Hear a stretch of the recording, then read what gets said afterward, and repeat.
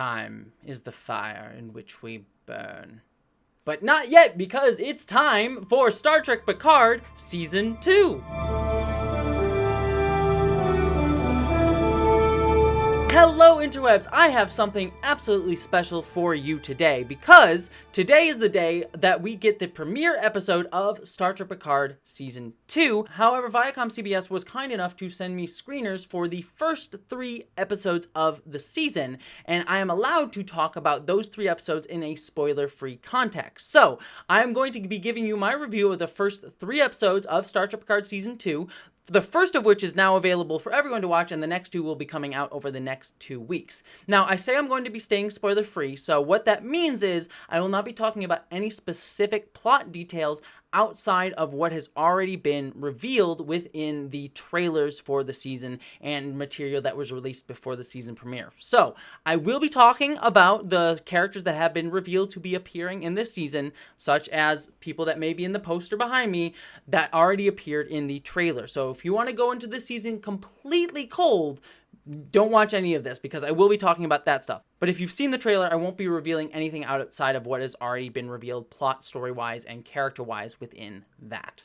Additionally, if you do want my spoiler-filled thoughts about the season premiere that has already aired so far, that video should have already released at the same time as this video, so you can go and check that out right now as well. So if you want my spoiler-filled thoughts on the premiere, the season premiere, that video is available for you now. And if you want my spoiler-free thoughts, then continue watching, because we're going to dive into the first 3 episodes of Picard Season 2.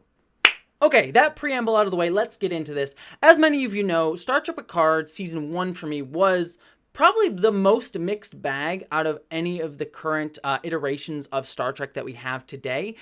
While I did really love a lot of the concepts and ideas that Star Trek Picard Season 1 started off with, such as the XBs and the Romulan diaspora, and Picard sort of being this retired character, I don't think that Season 1 really stuck the landing in any of the senses. It did what a lot of modern Star Trek tends to do with its seasons, and I think Season 1 of Picard was the most egregious version of this, which is kind of have a rushed ending that sort of wraps everything up neat and tidily in ways that feel overly simplified and kind of rushed and don't really and go for the more blockbuster style ending rather than actually dealing with the more complex themes and ideas that the series had been grappling with up until that point. And I think Star Trek Picard Season 1 really, more than any of the Star Trek shows so far, left the biggest bad taste in my mouth, because there felt like there was so much missed potential at the end of that season.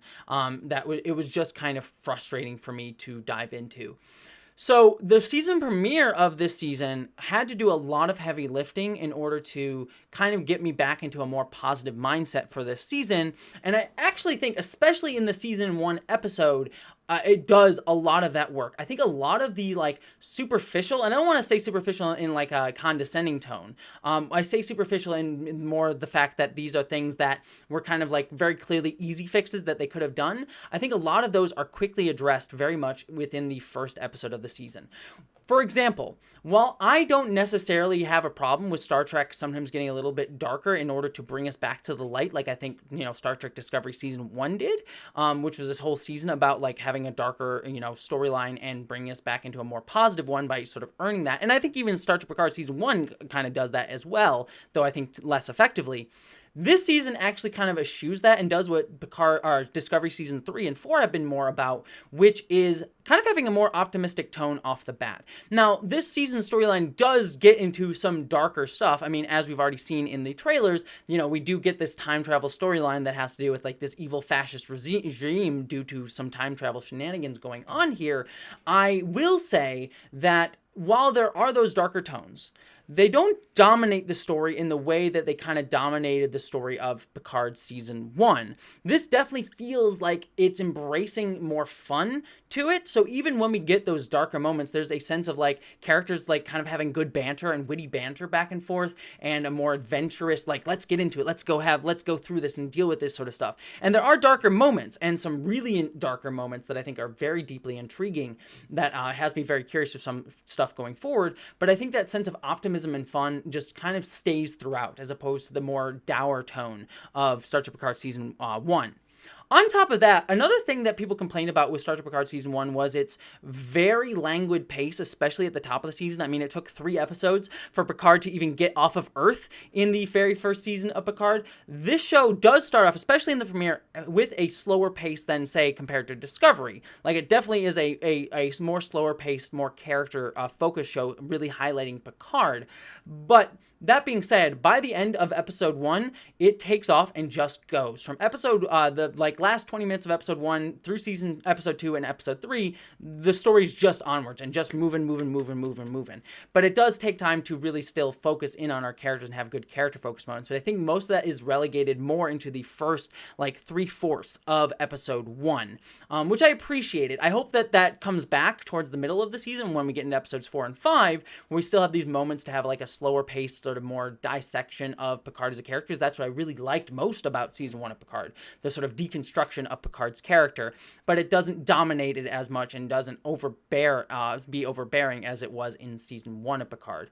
Even further though, what I really loved about season 1 of Picard was its tendency to deconstruct some of the problems intrinsic in Picard's character, like the fact that he was a person who never really stuck around to deal with the consequences of his actions, that he would be like, all right, I'm dealt with this and I'm moving on to the next planet, kind of a very sort of deconstructing that Star Trekian, seek out new life idea and going to new planets, because Picard had to deal with the fact in season 1 that he had left many Romulans to languish after they had been sort of become refugees, and they hadn't really done anything to help them after that point. I really liked that idea, that these ramifications came back to haunt Picard in season 1. Season 2 of Picard actually does something very similar, in the sense that it takes an aspect of Picard's character that we've known for so long, then actually starts to address it as a fault of his character that can help him grow and evolve. Again, not really getting so dour and depressing, but still taking that. And the theme that really gets driven into here is the idea of Picard being a very lonely man. As we've seen since his very first episode, Encounter at Farpoint, Picard was never much of a family man. He was never much wanting to be with other people. Even Star Trek Generations was a whole movie about how he felt bad that he didn't choose to, have a legacy, have kids. And I think that this season takes that baton and runs with it. Time constantly gets brought up as a constant theme, maybe a little bit too much, especially in the first episode. The characters tend to use the word time a lot and kind of bash you over the head with the theme a little bit too much. But that being said, it is very enjoyable to see those themes that were brought up about Picard as a character and being taken and involved here. I think my only hesitation is there tends to be a reticence by this show to address next generation style elements more directly. While there are next generation type of characters and moments that get brought into the season, namely Q himself, and as we saw in the trailer, Guinan, and even the Borg Queen, these elements get brought in, but if they're not directly brought in, they're sometimes not really even referenced. I think the most obvious one that frustrates me is Crusher. There's a lot of talk about Picard looking for love, looking for relationships, and there's nary a mention, maybe vague allusions to her, but not a specific reference to Beverly Crusher, which is deeply frustrating because Gates McFadden has been shown to clearly be interested in still doing Star Trek stuff. She did that show on the History Channel. She has a Star Trek podcast, and she even recently appeared in Star Trek Prodigy, the animated series. So Gates McFadden is around. So I'm a bit frustrated that they're not willing to engage with her character, who would be so integral into this aspect of his character. But that being said, I do like the theme being developed here. And the character that they have slotted into the Beverly role this season feels a bit awkward to me. And I won't say more than that. You'll have to watch the first episode to get into that, because I don't want to steal specifics. But they do slot a character into that sort of romantic role. And it's intentionally awkward to a degree, but sometimes a little bit awkward in a way I don't think the writers intended. So there's that frustration. Some other things that I think this show really addresses that I think fans were frustrated by. There was some stuff about the end of season 1 of Picard having the copy and paste Starfleet ships, the same ship just copy and pasted over and over again, which was definitely a good criticism. This season directly confronts that. If you want your Star Trek ships and you want to see different varied versions of 25th century Star Trek ships, you are going to get them in episode 1. So just know that going into it. And we also get a lot of this modern era of Star Trek, which I think was very, very cool. We got to see a little bit more of Starfleet Starfleet and Earth and things of this time period that we kind of actually like skirted around within Star Trek Picard Season 1. So I liked that sort of coming in head on with all of this. That also being said too, the plot of this season has me deeply intrigued. Now, what I will say, because the trailer does go over most of this, these first 3 episodes kind of follow the plot that you do see in those trailers, namely that, something goes wrong with time. Q shows up, and the crew needs to go back in time in order to fix whatever's gone wrong with time. And pretty much that's the storyline of these first 3 episodes. It doesn't really move beyond what we've already seen in the trailers. But within that, there are more intriguing mysteries than you would initially think. I don't want to spoil, I can't spoil, but especially within the first episode of the season, I think the first episode, and most especially, sets up some intriguing things in the plot where I'm like, I wonder where this is all going. I'm very curious to see ultimately where this is heading, because I honestly have no idea how this is all going to tie together. And I hope that it ties together in a way that feels satisfying, in a way that Star Trek Picard Season 1 didn't. But presuming that this is dealing with time travel and the things that they have set up in the first episode, it does feel like they have more answers than they did with Picard Season 1. Picard Season 1 felt like they were just like doing that breadcrumb thing. It was like, ooh, isn't this mysterious? It's like kind of did that J.J. Abrams mystery box thing where it was like they set up a mystery but you don't know what's inside. Even the writers don't know what's inside. Whereas this season, I get, maybe I'm wrong, but I get the sense that because of the pandemic, because they were able to have more time writing the season, it feels like there's a more deliberate aspect to the mysteries being doled out here. Most especially with Q. I won't say too much because they do some stuff with Q. Most of the stuff with Q is stuff that you've seen in the trailer, but there's some stuff that is not.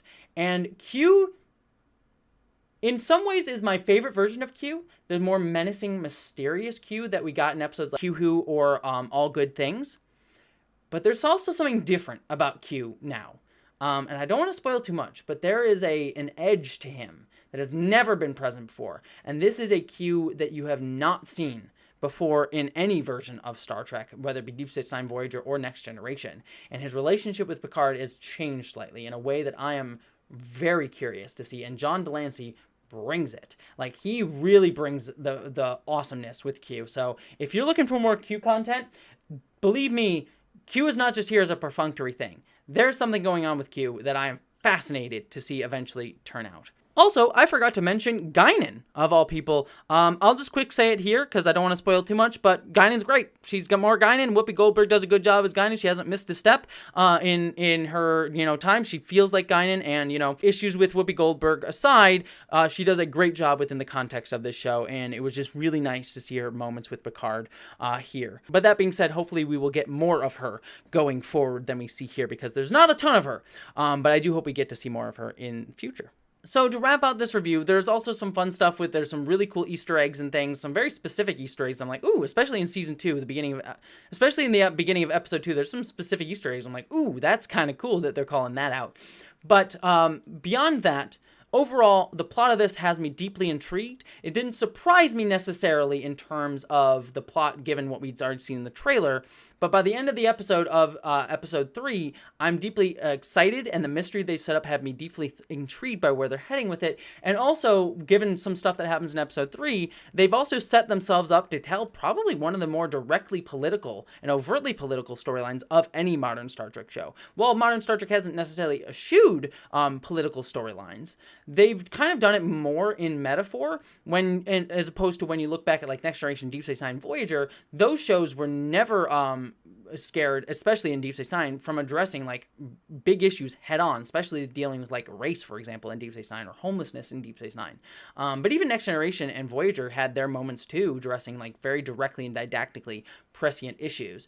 And given the time travel aspect of this story, that's also very much present in episode 3 of this show. And while it hasn't really fully developed those ideas yet, in a way like the other series have within their more self-contained episodes, there's elements of that being a longer play by the season, and I'm excited to see a return to a more didactic and overtly political Star Trek instead of the more shrouded in metaphor Star Trek that we've sort of seen in this sort of more modern era. So I'm very excited for all of that. So to end this all out, This season of Picard so far is shaping up to be a very, very strong one. It's addressed some of the more immediate fixes and problems that were present in Picard Season 1, like tone, like just superficial things like seeing more Starfleet, having a more engaging plot that feels a bit more directly thought out as opposed to more mystery boxy.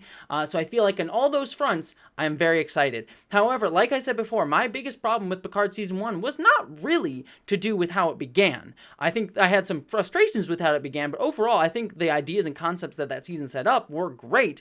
It was them sticking the landing, and that has honestly been my biggest problem with most modern Star Trek. While I've loved Discovery in all of its seasons and Picard in all of it in the first half of its first season, I do think that modern Star Trek has a problem with sticking the landing. So, strong beginning, but we'll have to keep watching to see if they're actually going to follow through on that strong beginning. So far, I am very positive on this season of Picard so far, but I will be curious to see how it all goes out. But that's my spoiler-free thoughts on the first 3 episodes of Star Trek Picard. So that being said, if you want my spoiler-filled thoughts on the premiere, that video is up for you right now, and I will have my reviews of episodes 2 and episodes 3 when they air, as well as all the episodes after that. So look for those as they come out. But until then, thank you so much for watching. I hope that you, as always, live long and prosper, my friends.